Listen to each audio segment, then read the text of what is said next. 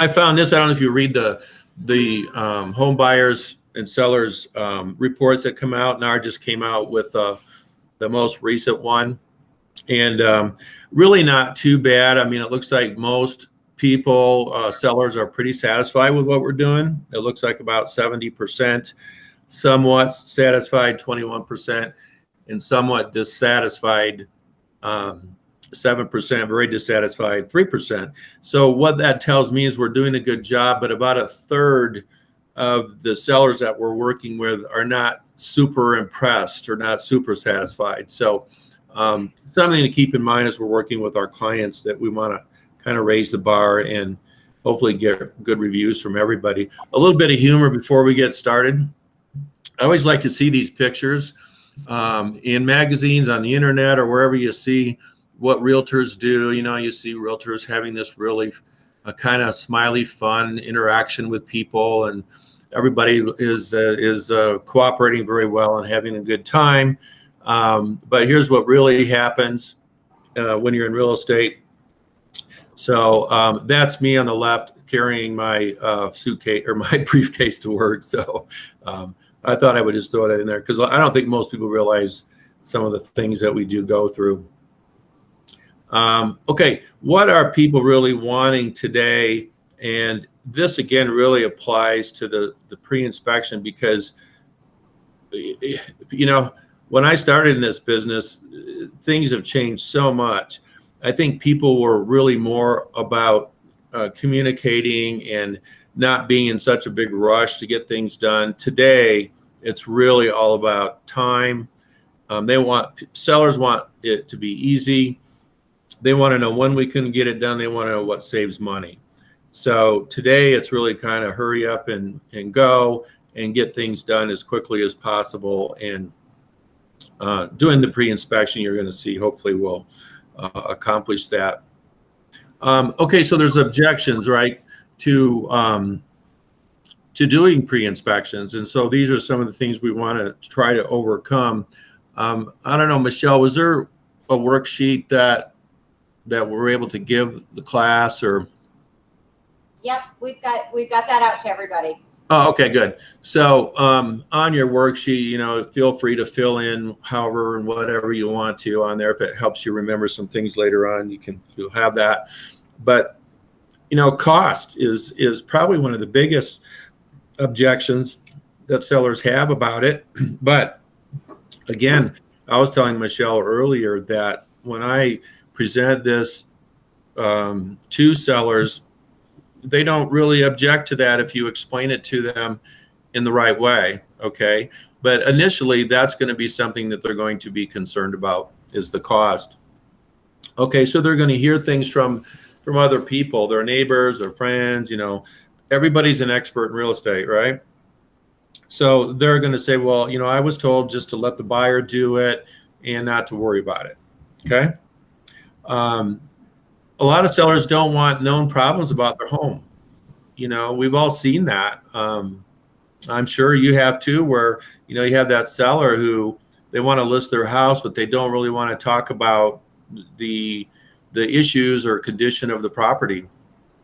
They're afraid of the unknown. They're just afraid of fear of what might happen if they get their property pre-inspected. Fifth is in a hurry. You know, everybody's in a hurry. They want to get their house on the market. And, you know, they have all these issues about getting their home sold quickly or whatever. And so that might be another one. So when I'm talking to people, I always try to throw a little bit of humor in there. I like to be kind of easygoing about things and talk about things in a kind of a fun way. But when I'm talking about it, a lot of times I'll just say, look, you know, we really want to find out as many problems as we can with your home. And they kind of laugh, and, you know, it kind of breaks the ice a little bit. So you got to have a little bit of humor in doing it. Then we deal with the realtors who object to it and why they might object to it. And what I find is that most of them just don't want to take the time to do it. I was out at a pre-inspection, not a pre-inspection, but a buyer client who, in our offer, we put, since the property was not pre-inspected, we put in our offer to get a whole house inspection. And I was out there visiting with the inspector, and his wife happens to be a realtor. And I said, Brian, well, why do you think, because here we are at this house, we're finding all these problems with the house. We've already negotiated the contract, the closing, the terms, everything. And now, okay, so now we got to go over this hurdle and deal with all these issues with the house. And I said, well, why do you think agents don't do this? Get their listings pre-inspected. And he basically just flat out said they don't want to take the time to do it. So they're in a big hurry to get it listed. They don't feel comfortable talking about it. They're kind of afraid about talking about it. The other thing I've noticed is that it's a really strong seller's market now. So buyers don't want to ask for it. So they're afraid of losing the house because the next buyer will come along who might not want the inspection, and then the seller will accept that offer. And I know you see in your market up there, multiple offers coming in on properties. We see the same thing in the Quad Cities, that, there's multiple offers coming in on properties, and for fear of losing the property, they don't do it. So sellers just think, well, I've heard the market. My neighbor's house sold in 2 days. I'm not going to do that because we won't need to. Okay. However, I will tell you that if you're in this business any amount of time, and I know Michelle can attest to this, is that I've been through some really serious downturns in the market in 30 some years, and it will happen again. So if you think it's going to be a gravy train listing and selling homes for your entire career, that's not going to happen. Michelle, you can probably agree with that. Absolutely, unless you're planning to get out of the market in the next year, or out of real estate in the next year or so. Exactly. Okay, as I'm going along, please feel free. Does anybody have any comments or questions at this point? What was the M on team? What was the M on team? Okay, let's go back and look at that real quickly. What saves money? Okay, Yep. thank you. I should know that. I probably would have if I had thought about it. Okay, and then at the bottom of this, oh, are there any other comments, questions? Sorry. We're good. Well, good. Okay. Realtors never discourage a buyer from doing an inspection. Okay. So, and there's the same, like you would never want to discourage a seller from doing one either. Okay. So we're going to really be getting ourselves into some liability problems, some risk management problems when we tell people what they should do or not do. So we never want to discourage a buyer from getting an inspection done, or a seller from doing one. Okay, here's some things I've learned about how do we talk about this with people. Okay, so your first contact with a potential seller, it's going to be, at an open house, because most buyers are sellers, right? So we meet people there. We're not doing as many open houses now, but again, once the COVID thing gets back under control, we will be doing more of those. You might have a referral from a neighbor or from someone who you've done business with who says, hey, Kyle is a great agent, give him a call. So you're going to be getting contacted by people who are going to be selling. You want to talk about it in person with these people. You don't want to be emailing, hey, you need to get your house pre-inspected, or texting. I don't even think on the telephone. Okay. And why do you think talking about this in person is really the best way?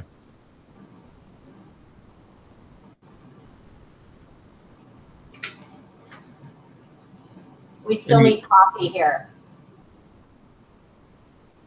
Oh, okay. So doing this in person is not going to give them a way to really object as much as they would if you text them, if you call them, if you email them. So when I go out on my listing appointments and I'm talking about this, that's when I talk about it, is right across the table from them in person. It really helps to do it that way. You've got to believe in the benefits yourself. So you can't sell something you don't believe in, or that you've used and done and tried yourself that works. I like to give examples of past success with it.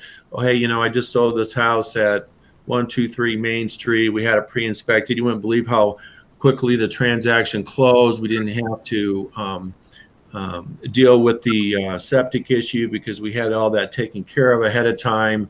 And so past success is really important to talk about. It's a proven system. So I will actually say that to people, look, I've been doing this a long time, and this is proven to me that it works. And confidence words are really important to have in your vocabulary as you're talking about this. Okay. Here are some confidence words that I use. I think are good words to put in your vocabulary. So it's practice. Use script yourself some things that you can say to people ahead of time. And once you get into the habit of having kind of a certain script that you say to people, it really works because they know that you're confident in what you're talking about. And I basically just tell people that, hey, look, I'm very structured in how I do things. I have some systems that work. They're proven to work for me. And this pre-inspection thing is really, you're going to really find it to be a successful way of getting your property sold. Okay. So I don't know if you noticed in that what I just said, but several of those words that are on here were included in what I was talking about. So you just have to be able to formulate some ways of talking to people that will give them confidence in you because you're going to appear to be confident yourself. Okay. There is a little handout, and if you ever go to my website, tombracey.com, there is a little flyer in there on 12 reasons sellers should get their home pre-inspected. And this is something you can pass out to people when you're going out on your listing appointments as you're talking about it. Is something you can give them if you would like to do that. So there's lots of good reasons that you are going to want to get your property pre-inspected. For me personally, of these 12 things here, the one that I feel really for me is knowing what I'm selling. Okay. I want to know what I'm selling when I go out to list a property. I don't just list a property on the first step. I do a two-step approach to it. But once we have the pre-inspection done and once we've decided what repairs we might need to do and the cost of doing them and that type of thing, then when I put that house on the market, I know what I'm selling. I probably know more about that house than I do my own house. And so again, you are able to have some real confidence in what you're doing. Okay. The other one I like to talk about is the netting out more money. Okay. I can tell you that I am very confident that this is going to save them time. They're going to probably get closer to list price for their home. And so they're going to actually net out more money by spending that $400 or whatever it costs to do that pre-inspection. I tell them it's the best money they're going to spend, is getting that pre-inspection done. You'll get that back many fold because of the amount of time you're saving and getting closer to your list price, because buyers like to have it. They love it. Okay. So have some of those in your arsenal too when you're talking to your people. I did a little bit of research on just my own statistics this year, and over the past 2 years, I looked at the average days on market and the MLS average down here in our board. Our MLS average on the market was 67 days, and that's for 2020. And look at that, 16.5% of those were expired listings. Okay. So I don't know about you, but I don't like to have expired listings. Okay. So I did a little bit of research on my closings and my stats for the past. I went back 2 years, and my average day on market was 21 days. These are all pre-inspected properties. Okay. These, not everybody gets their property pre-inspected, but of the ones that were pre-inspected, the average day on market was 21 days and no expireds. Okay. So you got to have it priced right and understand, there's a lot of things that you have to do to get a property sold. But to me, that's pretty compelling evidence that it does work. So your days on market are reduced, your time between pending and closing is reduced, and a big one is your advertising and marketing costs are reduced. Okay, you're not having to keep pumping out money to market this property because it's going to sell quicker. Any comments, questions? I got a question. Yes. So do you have the pre-inspection done and also the work done before the property even hits the MLS? Yes. Okay.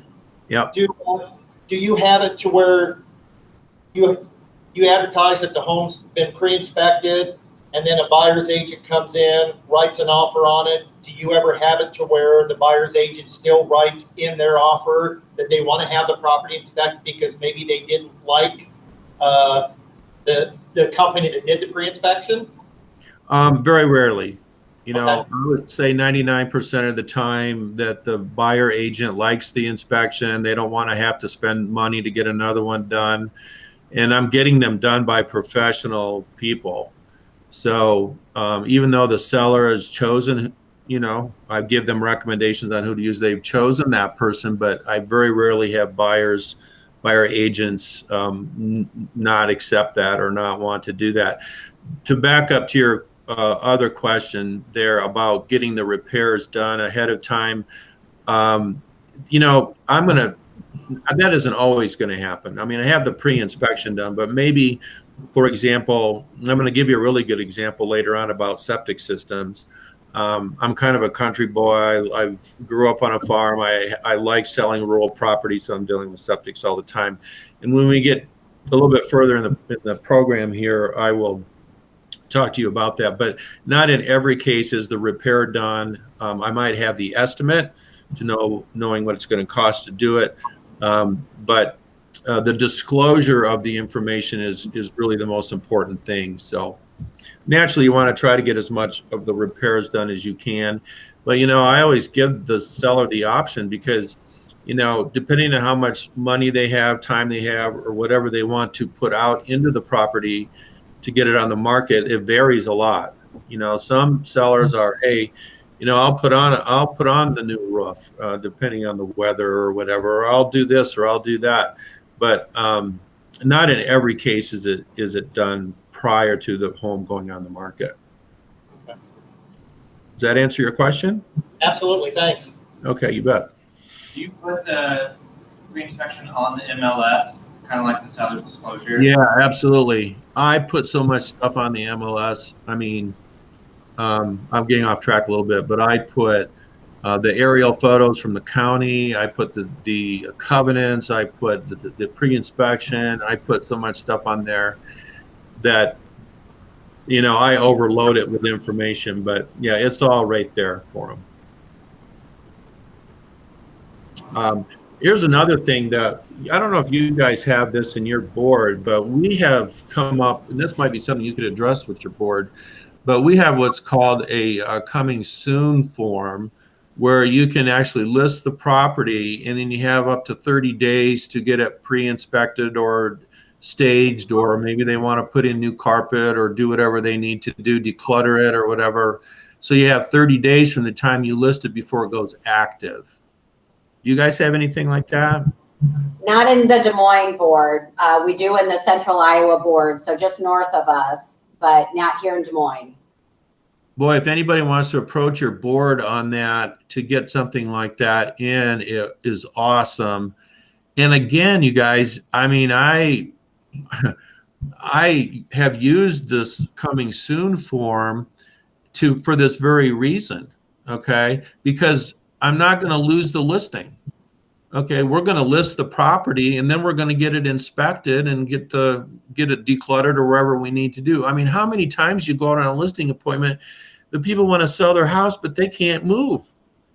They have so much stuff in their house. They haven't really thought about the logistics of what it's going to take to move out of the house. If they got an offer, the buyers want them out of there in 30 days, right? So you can't even really list some of these properties pre-inspected or not pre-inspected just because of all the other things they got to deal with.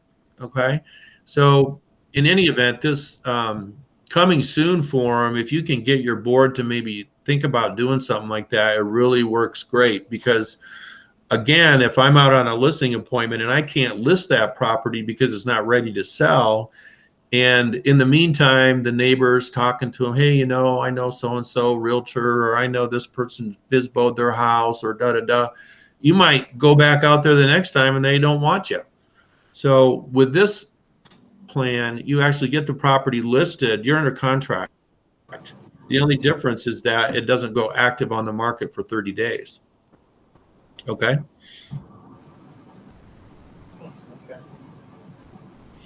Okay, some other things to think about. I want to make sure we get through everything, so I'm going to probably kind of go a little bit faster through some of these things. Probably the biggest thing I want to emphasize in this slide is that, could there be liability if you don't recommend it? So could a seller go through the angst of selling their home and then find out that somebody they know did do a pre-inspection, so then they call their lawyer and say, hey, we weren't offered a pre-inspection, and we didn't really feel like we got treated right, or we didn't net out as much money as we really thought we could have, but the realtor never said anything to us. What are your thoughts on that?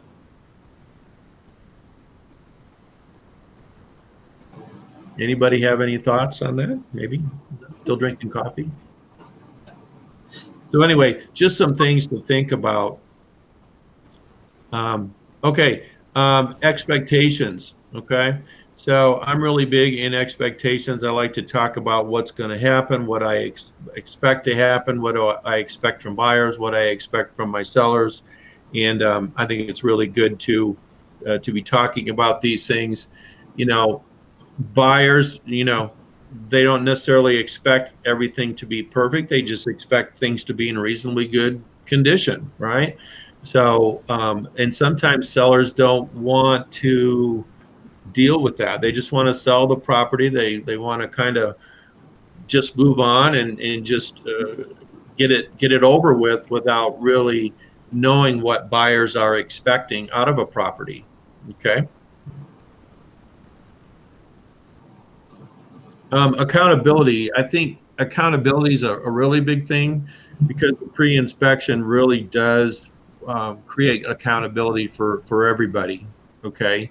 So again, this is something that I don't know if you use in your board or within your company, but Michelle maybe knows, but we have what's called a property condition acknowledgement form. And this property condition acknowledgement form is really, really awesome. It was developed by our forms committee probably 10 years ago or so, and it really lays out the most important things we really think the buyers should be focusing on when they buy a property. Structural, mechanical, safety, and health issues. Structural being, maybe the basement or the framing of the home. Mechanicals would be, your plumbing in your furnace, air conditioning, things like that. Safety, electrical is always a big one with safety. And a health issue might be radon, something along those lines. So we really focus on those four things when we sit down with our buyers to talk about what they should expect. I don't know, Michelle, do you guys have anything like that? I don't think we do in our dot loop. So this is for the buyer rather than just the seller property disclosure. Yes. We do not. I'll have to take a look at what yours is. Okay, I'll send it to you, and you guys might want to implement it at some point, and it really is very good to have something like that. But if the buyer has read that and signed it, we actually have them sign it, then we already know going into the offer situation that they understand that they're not going to ask for repairs on a property unless they fall within one of these four categories, and they're kind of more major things, not minor cosmetic things. Okay. the next thing is when you're showing the properties, do you look at it closely? You know, so you kind of have to factor into your offering price, what you're seeing at the property. And when agents come to me and say, hey,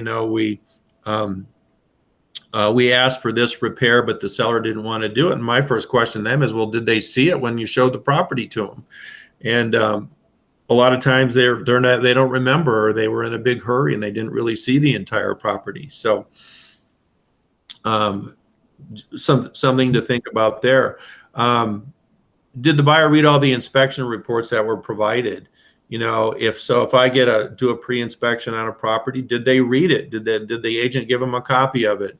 If they didn't do a pre-inspection, maybe the seller did an electrical inspection because they were really concerned about the condition of their electrical, the breaker box or something like that. So we want to make sure everybody, this isn't just all about the pre-inspection, it's about making everybody accountable. So the whole process kind of goes smoother. Reading the seller disclosure carefully. Sometimes I think we just throw the seller disclosure out there in front of the buyer and, hey, you need to sign this, and they don't really get a chance to really read it carefully.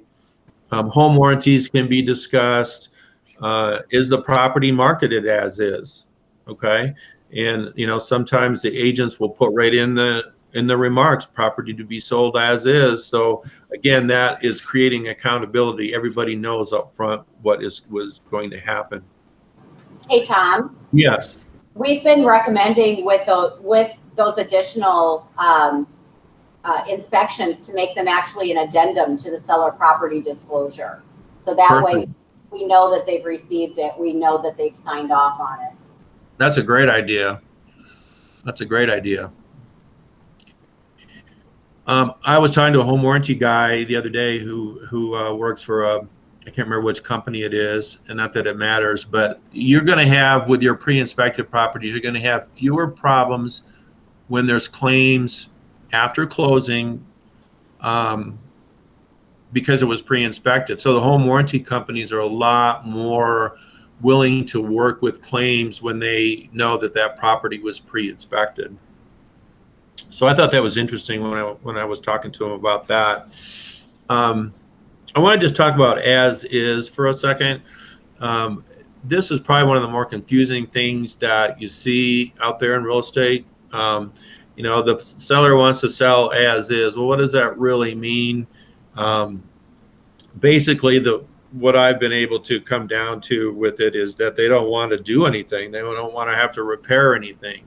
So, what seller doesn't, but that doesn't mean a property can't be pre-inspected and still be sold as is, right? So that's one thing I try to make sure my sellers understand, that, really everybody is selling their property as is. If you think about it, the only thing you're doing differently with the pre-inspection is you're letting them know if there's any issues with the property. Okay. And so you're still selling it as is. But I think a lot of agents just think it's really something that applies only to properties that are really run down or in disrepair or distressed or whatever. So in fact, sometimes what I'll do is I get my property pre-inspected. I've got all this information on the MLS, and I might put a comment in the MLS, the remarks where just the agents see, certain information that the public doesn't, that the seller prefers to sell the property as is. Okay, we've given you the pre-inspection. We've given you the septic inspection. We did this, we did that. We have the estimate for this or that. We want to just prefer to sell it as is because basically all this information that you wouldn't know with most other properties. Any questions on that? Nope. Okay. Okay, so again, when you're writing your contracts, there's different things you can put in there, regarding as is, maybe if they're willing to purchase it as is, they don't want any inspections. You want to just make sure that goes in the contract. Or if they want inspections, again, this is on a property that maybe wasn't pre-inspected. They're just doing it for their own information. but they're not really necessarily going to be asking for any repairs. So again, if the property is pre-inspected, you don't have all this stuff you've got to put in the contract. So the buyer is understanding what they're doing and the seller is understanding what they're signing. Okay.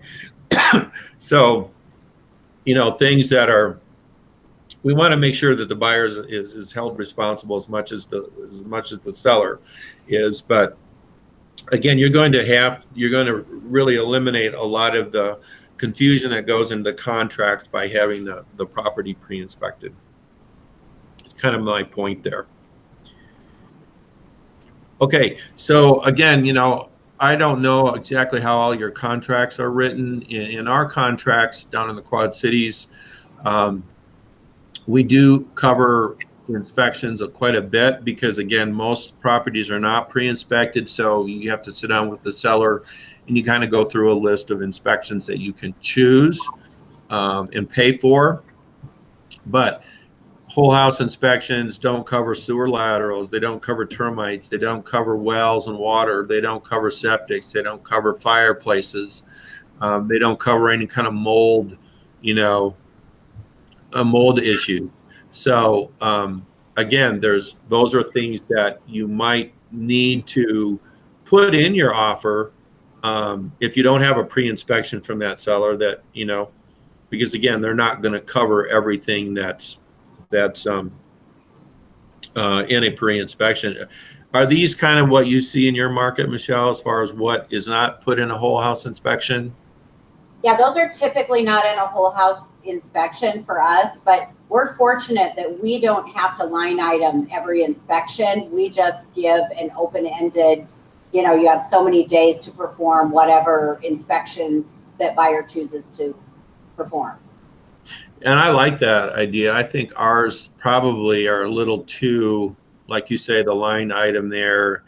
It's probably easier just to have kind of a general, hey, we want to do inspections and not actually outline what they are. But there's probably pros and cons to doing it both ways. Yeah. What are your guys' thoughts on being present at the inspection? Absolutely. Okay, and then what kinds of are there any do's and don'ts for agents, you think, that go to the inspection with their buyers? I just kind of tell them ahead of time that that's their job to find everything wrong with that house, and don't freak out. Okay, good advice. Try to get them calmed down a little bit ahead of time because they're going to find things wrong. Even in newer houses, they're going to find things wrong.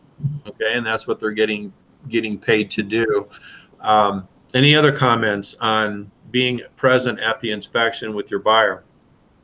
Well, I just like to be there because when the home inspector finds something, he might say, uh-oh, we might have a problem. I've heard them say that line before, and it can freak out your clients.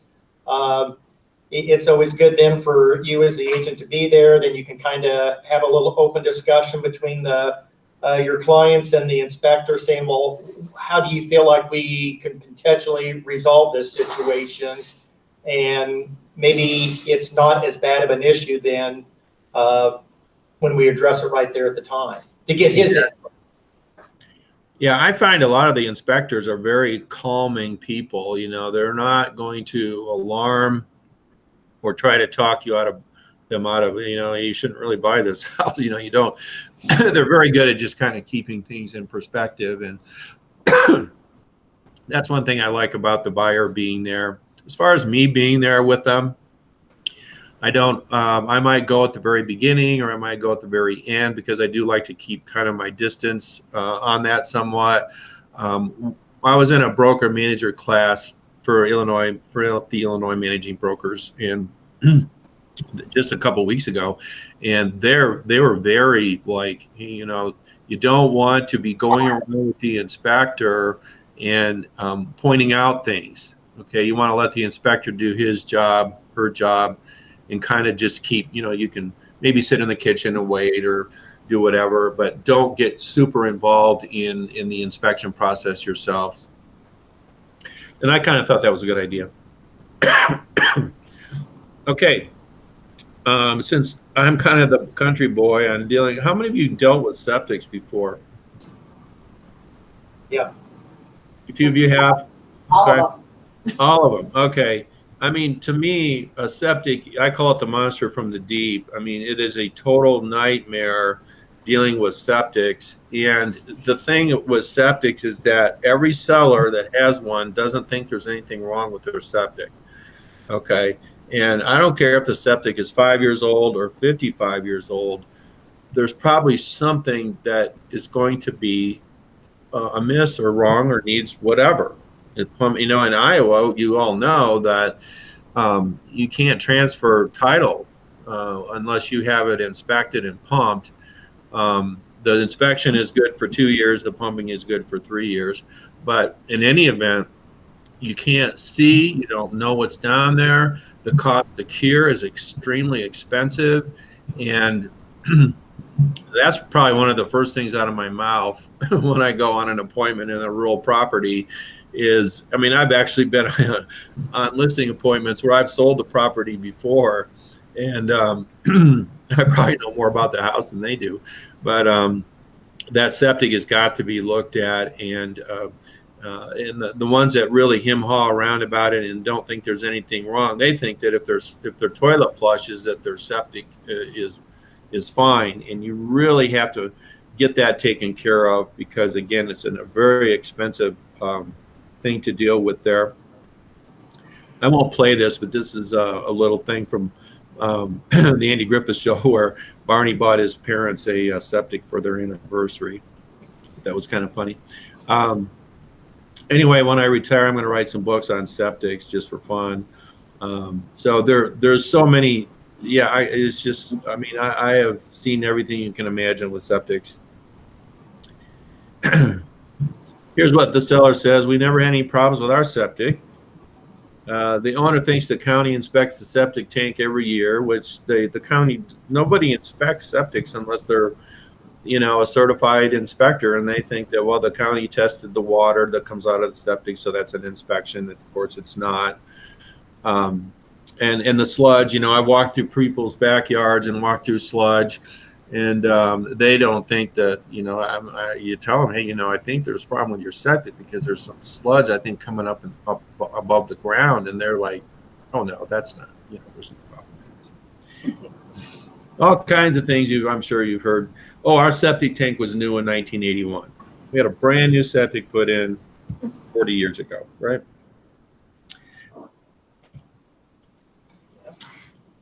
Okay, so if you just use the septic as an example, since we're talking about that, I mean, so, okay, if a septic tank or anything, a roof or whatever it is, if it's really old, you know, you might as well just get an estimate on what it's going to cost to replace it.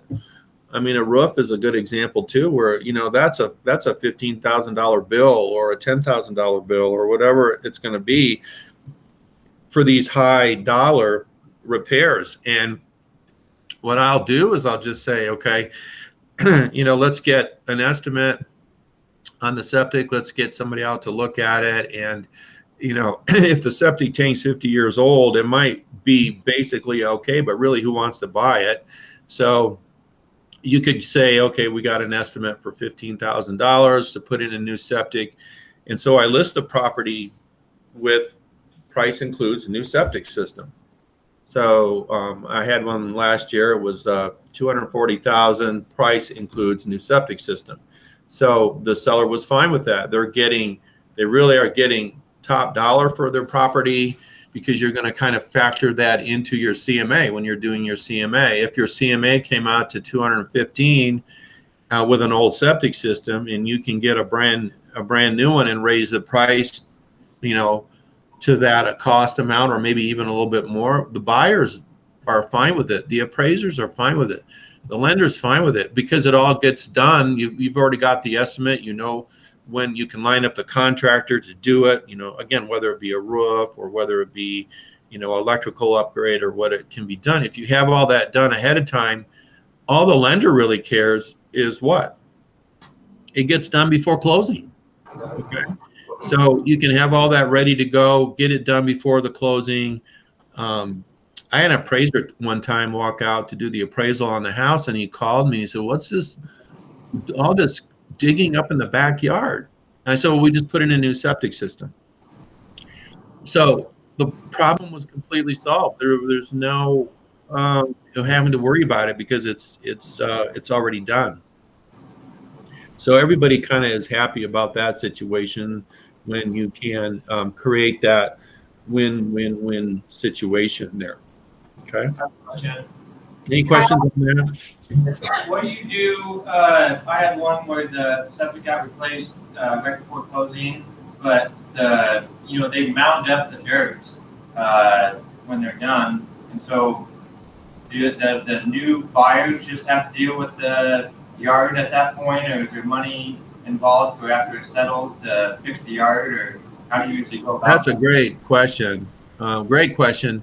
And my experience with that is that I've been involved in building a lot of homes and moving dirt around and doing that kind of stuff. And septics are really the same way. When they dig it up and replace it and they mound up the dirt to cover up the system, it has to settle.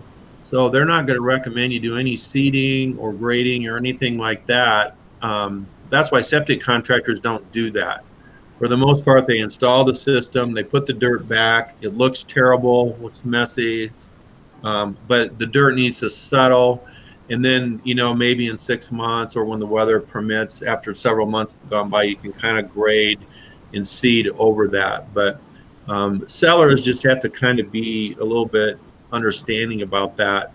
But at the end of the day, they're going to have a brand new septic system, and but they would have to generally hire that to be done later on to get a grading and seeding done. Or, again, if the seller, maybe the seller would be willing to pay for some of their closing costs to offset that cost down the road. Does that answer your question? Yep. Okay.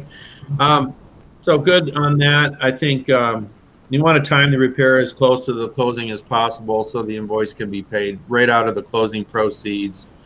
Again, the seller got top dollar for their house. They're happy. What if you did it backwards and then you've got the offer, you've got the appraisal done. Oh, no, we got to replace the septic system. So now instead of netting out $250,000, they're netting out $230,000 or 200. They're not going to be happy about that. So unexpected costs, especially major costs, are really not fair to anybody. You want to, if you get this all taken care of ahead of time and you can adjust the price accordingly, then you're in really good shape. The other thing is you can't. There was a day where you could give allowances for things. You could give a carpet allowance. You could give a roof allowance. You could give whatever allowance. Lenders won't allow that anymore. They want everything done before closing. They want to know that their underwriters go on. No, they're lending against a property that is what it's supposed to be, is a property with a new septic system, a property with a new roof. So they're not going to allow escrows unless it's a weather situation. They're not going to allow for allowances where the seller gives the buyer $10,000 at closing to go do that later. Those days are over with. After the mortgage fraud that happened in 10 years ago or so, those days are really done. I don't know of any lenders now that really do it any other way. Any questions on that? We're going to probably wrap up here in a minute. Michelle, how much time are you thinking we have? Max 8 minutes. Okay. All right. So again, the buyer won. They got a new item replaced. The seller got a smoother sale. No out-of-pocket costs prior to closing. They knew exactly what things were going to cost before it happened. The appraiser's happy. The lender's happy. The attorneys are happy. I don't know about you, but attorneys in our market down here, we have really good real estate attorneys, great attorneys. They do not like going to closing and dealing with this stuff. They want to go to the closing and close the deal. They don't want to have to talk about fix and repairs. They don't want to have to, even if it's a cash deal or if it's a conventional financing with 50% down where there is really no underwriting issues. But what happens is the buyer and seller fight. They disagree. They thought this was going to happen or that was going to happen. And then the attorney has to escrow money. They got to put $2,000 into their escrow account. Go back and try to get that figured out later on after the repair's done. Getting that escrow money back out of the attorney's trust account, it's just one more step you have to take. Okay. And they don't like doing it. The attorneys don't want to deal with that stuff. That's your job. They feel that the realtors really need to be doing this stuff so they don't have to do it, because it's expensive for the client to go back to the attorney and have to figure this stuff out. So the more you can do, when I go to a closing, I've been to hundreds and hundreds of them. I mean, and it's a closing. It's 20 minutes, money's, everything's signed, everything is done, everybody walks away. There's nothing to deal with later. And not that I started out that way. I learned all this the hard way by having to track down escrows and dealing with repairs and figuring stuff out after a closing is a total nightmare. So I'm just going to share that with you. Okay, we kind of talked about these things. Getting back to the appraisals, I've talked to a lot of appraisers. By the way, get close to your appraisers, talk to your appraisers, find out what they look for, find out how they value properties, find out, because it changes all the time. And I have a really good relationship with 2 or 3 appraisers that just for knowledge, the purpose of knowledge. And you kind of wonder, well, will the appraisal justify these improvements? And they do. Okay. Now that doesn't mean you can put new carpet in a property and it's going to raise the property $15,000, but major things, roofs, electrical, major plumbing problems, foundation problems, septic, those types of major costs, those things that get repaired, they pretty much they don't disagree on what the property sells for. They're not going to come back and say, well, it's, you put 15,000 into a septic, we're only going to appraise it for 10. That doesn't happen. They're pretty good at making those values come out to where those major improvements have taken place. Does that make sense? Yeah. Okay. All right. Don't lose a listing over not getting a pre-inspection, you guys. So if they don't want to do the pre-inspection, at least maybe you could get some estimates done on, I just had one last summer where the guy didn't want to do a pre-inspection and it was obvious his driveway was crumbling and falling apart. So we went out and got an estimate to do the concrete driveway. So I don't want to lose a listing because they're not willing to do everything you recommend. So certainly, you got to kind of flex on certain things. When you don't do the pre-inspection though, and then you're kind of going along and then, maybe getting some estimates done or doing the inspection after you've listed the property, maybe they don't want to do it right away. They want to get it on the market and then do the inspection, which I don't agree. I don't, like that, but okay, that's fine. We'll do that. The only problem with that is you got to change the seller disclosure. So if you found something different after you've listed the property, then you got to go back and change the seller disclosure. So some things there to think about. If it's a known repair cost like radon, I mean, I know it's going to mitigate it. It's going to cost $900, $1,000, maybe $1,200. I'm not as worried about getting that inspected because I know what the outcome is going to be. We can negotiate that at the time the offer is presented, whether the seller wants to do the radon or not do the radon, because again, it's a known thing. I use a property questionnaire, and if you want to go to my tombracey.com, you can get, I know Matt Maher has, you guys have property questionnaires. How many of you use a property questionnaire, like a pre-listing questionnaire that you have your sellers fill out? No. Okay, heads shaking. Yes. Heads shaking, no, Oh, no, Yeah. they're not? not. Not. Okay. Matt Morrow has a really good, and have really good pre-inspection. I'm sorry, a pre-list questionnaire you can give your seller. I also have one on my website. If you want to use that, go ahead and use it. It's 4 or 5 pages long. You know, I will offer to email that out to my seller before I even meet with them. And boy, they'll fill that, you know, if they're really motivated, they'll fill out, hey, do you know the age of your roof, the furnace? Do you know the condition of your driveway? Do you know if your fireplace works? Da, da, da, da, da. So you can put all these questions about the property on a questionnaire, and the sellers are often very good about filling all that information out. So you kind of have a heads up and an idea of the condition of that property before you go on your listing appointment. Okay. So if you don't use a property questionnaire, I really highly recommend you use it. And again, I have one on my website if you want to go ahead and use that. Very helpful. Okay, you're going to have situations where the sellers don't want to do them. Bank-owned properties, obviously, you know, they don't really care. They just want to sell the property. Highly distressed properties, you know, there's obvious issues with the property. So why don't spend $400 or $500 on an inspection when this property obviously is really distressed, and you know it's going to be basically as is, and those are going to be probably investor properties anyway, or a flip property. Estate situations, you know, there's co-executors, brothers and sisters that fight all the time, and they both don't, none of them agree on what to do.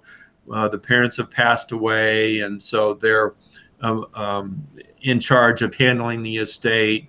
And you know, sometimes it's not really worth the arguing, because they're not going to agree. They don't even like each other to begin with. A lot of times, unfortunately, family situations can be really difficult to deal with.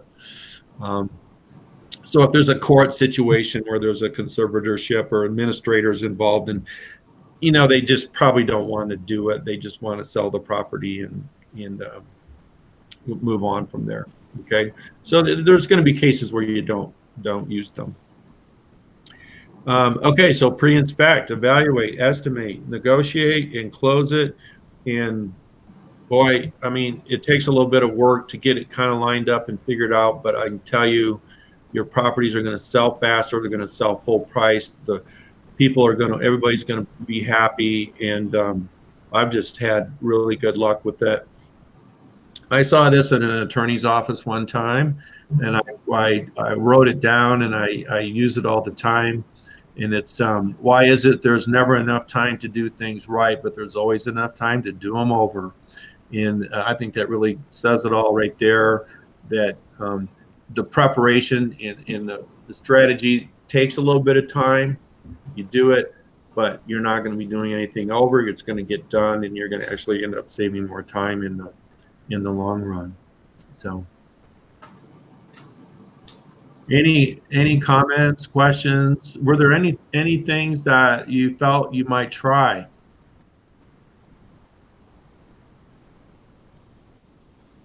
I just think it's a good idea. Something I never thought of. Good. And I don't know if many agents down here in the greater Des Moines area have done it. I don't know. We do have a couple. We actually have Michelle Hansen, the Hansen team. They actually provide the home inspection for their clients as part of their services. So Michelle, did you say that you include that property inspection as an addendum to the seller disclosure form? As an addendum to the seller disclosure. That Because that way it doesn't get missed. And that stems out of it is full disclosure. It is. And that stems out of an issue that the Hansens did have, because someone said that they did not see the pre-inspection, but she was able to go back and show that they did see it. So now we just make it as an addendum. So it's attached to it. They can't say I didn't see it. Okay. Yeah. Interesting. Yeah, Michelle, I like that idea about offering that in your marketing services, in your listing presentation. Hey, I will, You list your property with me, and let's go ahead. I will pay for the I'll do the inspection. Mhm. You know, if you're getting a $15,000 commission, I mean, what's $400, right? And Yeah. they're going to really appreciate that. So something, or you could say at closing, I'll reimburse you the cost off the commission at closing, or I'll split it with you, or there's so many different ways you can make that as an incentive for them. Great ideas. They use it as a way, to protect their commission. Yeah. That's why they get a little bit higher commission than maybe some others do. Makes sense. And they've got it negotiated with a quality home inspector, so they get a little bit of a price break because they bring in so much volume. Absolutely. So some really good things to be creative. Be creative about how you do this kind of stuff. I mean, there's so many. Make it fun.